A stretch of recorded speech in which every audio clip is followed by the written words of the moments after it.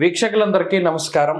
2025వ సంవత్సరంలో ఫిబ్రవరి మాసంలో ఏ విధమైనటువంటి గ్రహగతులు ఉండబోతూ ఉన్నాయి? ఎందుకంటే ఈ గ్రహ సంచారం అనేటువంటిది ఫిబ్రవరి దగ్గర నుండి చాలా కీలకంగా మారబోతూ ఉన్నది. ఉదాహరణకి కుజునికి ఉండేటువంటి వక్రగతి పూర్తయిపోతూ ఉండడం, గురునకు ఉండేటువంటి వక్రగతి పూర్తయిపోతూ ఉండడం, అలాగే గ్రహాల్లో ప్రత్యేకమైనటువంటి మార్పులు ఇవన్నీ వెరసి ద్వాదశ రాశుల పైన పూర్తిగా ప్రభావాన్ని చూపబోతూ ఉన్నాయి. ఉదాహరణకి ఈ మాసంలో ఉండేటువంటి గ్రహస్థితిని గమనిస్తే ఫిబ్రవరి నెల 4వ తారీఖు రాత్రి అంటే 5 వచ్చేస్తుంది.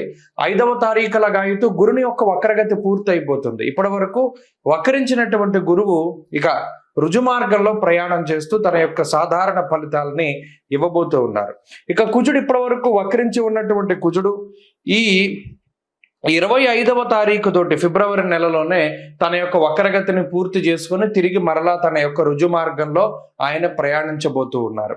అలాగే రవి మకర రాశిలో సంచారం చేస్తారు 13వ తారీఖు వరకును. ఆ తదుపరి 13వ తారీఖు లగాయితూ కుంభరాశిలో రవి శని గ్రహాల యొక్క యుతి. ఇది కూడా చాలా ఇంపార్టెంట్. అంటే జ్యోతిష పరిభాషలో గురుశనుల యొక్క యుతి, శనికుజుల యొక్క సమసప్తక స్థితి, రవిశనుల సమసప్తక స్థితి, రవిశనుల యొక్క యుతి. ఎందుకంటే ఆ గ్రహం అస్తంగత్వం అయ్యేటువంటి విధానం ఇవంతా కూడా ఈ కొంత ప్రభావాన్ని చూపెడుతూ ఉంటుంది. ఇప్పటి వరకు రవిశనులు కలిసిందిలా సంవత్సర కాలం తర్వాత మరలా ఇప్పుడే రవిశనులు కలిసి ప్రయాణం చేయబోతూ ఉన్నారు. కాబట్టి శుక్రుడు రాహువు కలిసి మీనరాశి యందు ఉండబోతూ ఉన్నారు. ఇలా ఉన్నప్పుడు ఈ ఫిబ్రవరి మాసంలో ద్వాదశ రాశులకు ఏ విధమైన ఫలితాలు కలగబోతాయో మనం తెలుసుకుందాం. ముఖ్యంగా ఈ మాసం అంతా కూడా దేని మీద ఆధారపడింది అంటే గురుడిచ్చేటువంటి ఫలితాల మీదే ఆధారపడి ఉంటుంది. తప్పితే రవిశనుల యొక్క యుతి జరిగినప్పుడు అనగా 13వ తారీఖు దాటిన తర్వాత కూడా ఎక్కువ విషయాలు ప్రభావితం అవుతూ ఉంటాయి. కాబట్టి ఈ విషయాలను నిశ్చితంగా పరిశీలన చేద్దాం. అందులో భాగంగా ద్వాదశ రాశుల యొక్క ఫలితాలని మనం చూద్దాం. వృషభ రాశి వారికి ఈ ఫిబ్రవరి నెల ఏ విధమైనటువంటి ఫలితాలను ఇవ్వబోతూ ఉన్నదో తెలుసుకుందాం. ముఖ్యంగా ఈ మాసంలో గురుని యొక్క వక్రగతి తాలూకు దోషము అనేటువంటిది తొలగిపోయినది. అయితే గురుబలం అనేటువంటిది లేదు. అలాగే తృతీయంలో ఉండే యోగించేటువంటి కుజుడు ఇప్పుడు 2వ స్థానానికి వచ్చారు.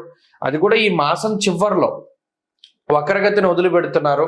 అయినప్పటికీ కుజుని యొక్క స్థితి 2వ రాశిలోనే కాబట్టి కుజబలం ఉండదు. ప్రధానంగా ఈ రాశి వారికి ఉన్నటువంటి బలం ఏదైనా ఉంది అంటే 13వ తారీఖు దాటిన తర్వాత రవి యొక్క బలం, అలాగే శుక్ర రాహువుల బలం, 3 గ్రహాలపై వృషభ రాశి వారు ఆధారపడి గోచార రీత్యా ముందుకు వెళ్ళవలసినటువంటి పరిస్థితి. అంటే పర్సంటేజ్ ప్రకారం చూస్తే 35% బలం అనేటువంటిది ఈ గ్రహాల వల్ల గోచార రీత్యా వృషభ రాశికి వస్తూ ఉన్నది.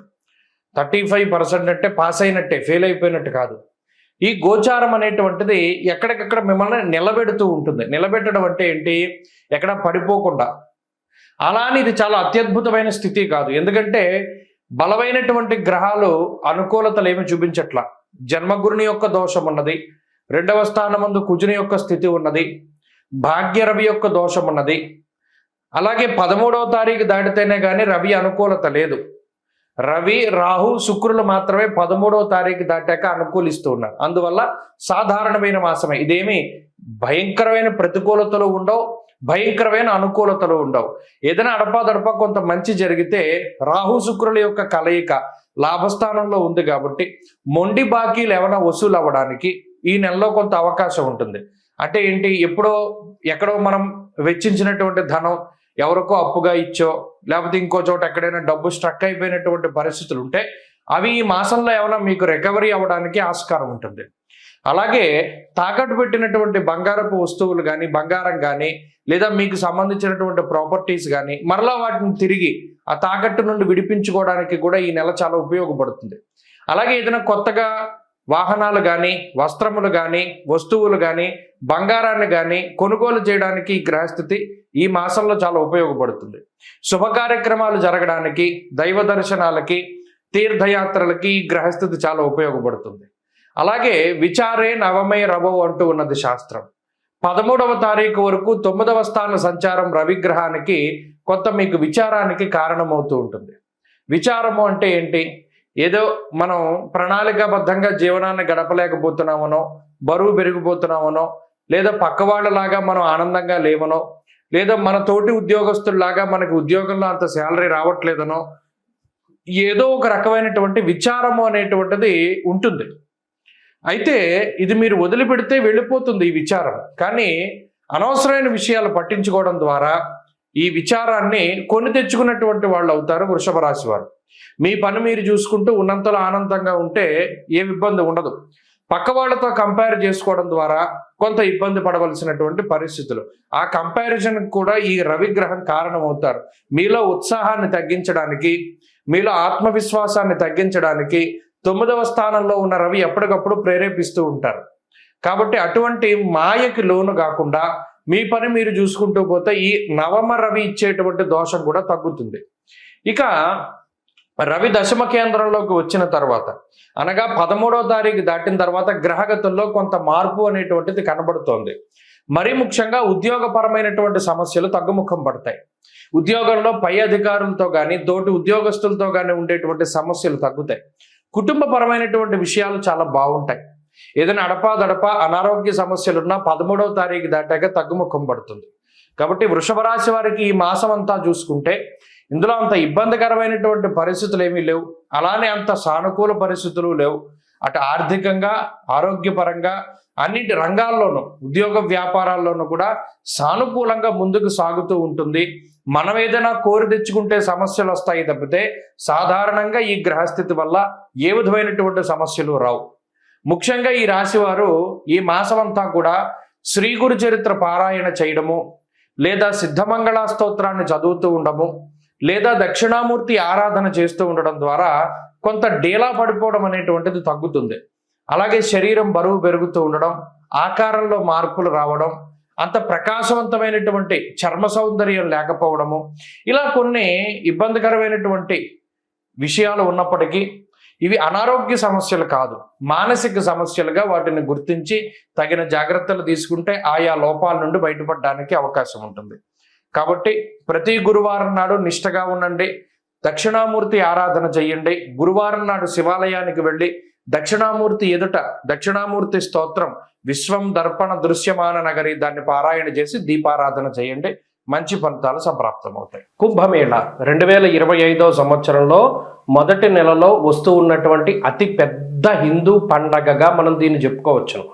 కానీ చాలామంది మనలో, అంటే కుంభమేళ అనగానే మనకి నాగసాధువులు కనపడతారు, అలాగే ప్రయాగ్రాజ్లో జరుగుతూ ఉన్నది, భారీ సెట్టింగులు కనపడుతూ ఉన్నాయి. నిజానికి కొన్ని కోట్ల మంది, 40 కోట్ల మందికి పైగా ఈ కుంభమేళాలో పాల్గొంటారు అని చెప్పి అధికారికంగా వినిపిస్తూ ఉన్నటువంటి మాటలు. అయితే ఇంత పెద్ద ఉత్సవానికి చాలామందికి రీజన్ తెలియదు.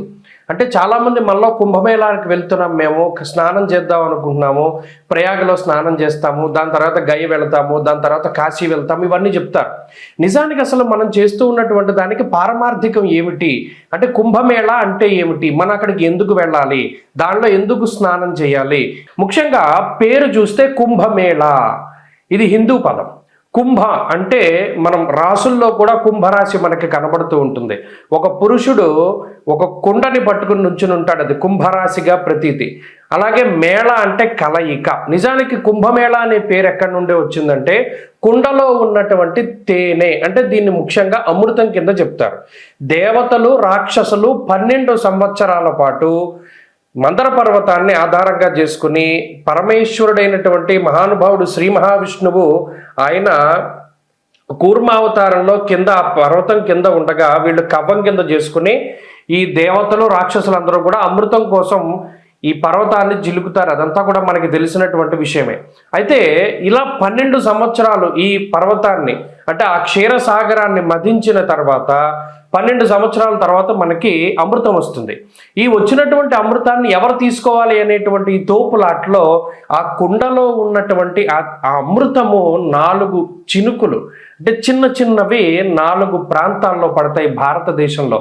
ఆ 4 ప్రాంతాలే ప్రయాగ్రాజ్, ఉజ్జయిని, అలాగే నాసిక్లో ఉన్నటువంటి త్రయంబకేశ్వర్, ఇక 4వది హరిద్వార్.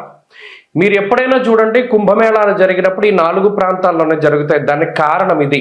ఆ అమృతం, ఆ కుండ ఏదైతే మహానుభావుడైనటువంటి శ్రీ మహావిష్ణు స్వరూపంలో ఆయన ధన్వంతరి తీసుకొచ్చినటువంటి అమృత కలశం ఉన్నదో దానిలో నుంచి 4 బిందువులు పడ్డాయి భారతదేశంలో ఈ 4 ప్రాంతాల్లో. అందుకనే ఈ 4 ప్రాంతాల్లోనూ కుంభమేళా అనేటువంటిది నిర్వహిస్తారు. ఫస్ట్ ఆఫ్ ఆల్ ఈ పాయింట్ మనం గుర్తుపెట్టుకోవాలి. ఇక రెండవది, ఎప్పుడెప్పుడు జరుగుతాయండి కుంభమేళా అంటే, ప్రతి కుంభమేళా అంటే ఇందులో మనం ఒకటి గుర్తుపెట్టుకోవాలి, 12 సంవత్సరాలకి ఒకసారి కుంభమేళా జరుగుతుంది. అయితే ఇది ఎలా జరుగుతుంది? కాల నిర్ణయం 12 సంవత్సరాలు. ఇప్పుడు మనం గురుని బట్టే మనం పుష్కరాలు వస్తూ ఉన్నాయి. గురుని బట్టి ఎందుకు వస్తాయి పుష్కరాలు? అది కూడా మనం ఆలోచించాలి. మనం గుడ్డిగా వెళ్ళిపోకూడదు. ఓకే, గురుని బట్టి పుష్కరాలు వస్తాయి అంటే ఎందుకు వస్తాయి? ఇక్కడ దేవగురుడైనటువంటి బృహస్పతికి సంబంధించినటువంటి మానము ఒకటి ఉన్నది, అంటే కొలత. బారుహస్పత్య మానము అన్నాం. ఇప్పుడు మనమున్నాము చాంద్రమానాన్ని అనుసరిస్తాం. సౌరమానం ఒకటి ఉంటుంది, బారుహస్పత్యమానం ఒకటి ఉంటుంది. ఇలా కాలానికి ఉండేటువంటి కొలమానాలు ఒక్కొక్క గ్రహాన్ని ఆధారంగా చేసుకుని ఒక్కొక్కటి ఉంటూ ఉంటాయి. ఇప్పుడు ఉత్తరాదిలో ఉండేటువంటి కొలమానం అంతా బారుహస్పత్యమానము, సౌరమానము అంటారు. ఈ సౌరమానం, బారుహస్పత్యమానాల ఆధారంగా సూర్యుడు గురుడికి సంబంధించినటువంటి గ్రహ గమనాలను బట్టే ఈ కుంభమేళా వస్తూ ఉంటుంది. ఈ రవిగురుల యొక్క మార్పులు, ముఖ్యంగా రవిగురులు ఇద్దరూ కలిసి వృశ్చిక రాశిలో ఉన్నప్పుడు ఉజ్జయినిలో ఈ కుంభమేళా నిర్వహిస్తారు. అలా కాక రవి మకర రాశిలో సంచరిస్తూ గురుడు వృషభ రాశిలో సంచారం చేసినప్పుడు ప్రయాగలో కుంభమేళా నిర్వహిస్తారు. అలాగే రవి మేషరాశి యందు గురుడు కుంభరాశిలో ఉండగా హరిద్వార్లో కుంభమేళా నిర్వహిస్తారు. అలాగే రవి గురులు ఇద్దరు కూడా సింహరాశిలో సంచారం చేస్తూ ఉన్నప్పుడు ఆ సమయంలో నాసిక్లో ఉన్నటువంటి త్రయంబకేశ్వర్లో మనకి కుంభమేళా నిర్వహిస్తారు. కాబట్టి ఎప్పుడు పడితే అప్పుడు రావు. ఇందులో 12 సంవత్సరాలకి ఒకసారి కుంభమేళా వస్తుంది. 12 కుంభమేళాలు పూర్తయితే దాన్ని ఒక మహాకుంభమేళా అన్నారు. అంటే ఈ లెక్కన మహాకుంభమేళా ఎప్పుడు వస్తుంది? 12లో 144 సంవత్సరాలకి ఒక్కసారి మాత్రమే మహాకుంభమేళా వస్తుంది. ఈ కుంభమేళా వచ్చింది అంటే ఈ 45 రోజుల పాటు సిద్ధులు, యోగులు, మునులు, ఋషులు, కంటికి కనబడనటువంటి శరీరాలతో తిరుగుతూ ఉండేటువంటి వారు, తేజస్వరూపులు, దేవతలు, యక్షులు, కిన్నెరలు, కింపురుషులు, గంధర్వులు ఎవరైతే ఉన్నారో వారందరూ కూడా ఈ కుంభమేళాలో స్నానం ఆచరిస్తారు. అందుకనే దానికి అంతటి ప్రాధాన్యత. మరి ఇంతమంది మహానుభావులు స్నానం చేస్తూ ఉంటే అందులో కూడా మనం ఆ సమయంలో స్నానం చేయడం ద్వారా ఈ శరీరాన్ని అంటిపెట్టుకున్నటువంటి పాపరాశి అంతా దగ్ధమైపోతుంది అన్నాడు.